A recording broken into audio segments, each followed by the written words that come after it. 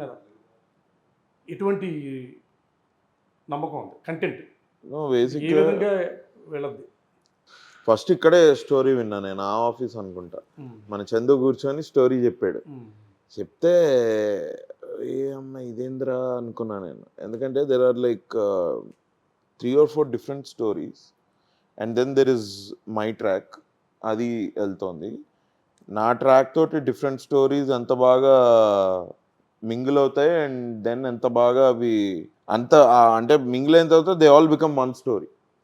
అట్లా అసలు నేను ఎట్లా రాస్తారో ఇలాంటి స్క్రిప్ట్స్ అని అనుకొని అన్నయ్య రవి గారే యాక్చువల్లీ పిలిపించారు, ఫోన్ చేసి పిలిపించి మీరు ఈ స్టోరీ వినండి ఒకసారి అంటే షూర్ అని ఐ విన్నా.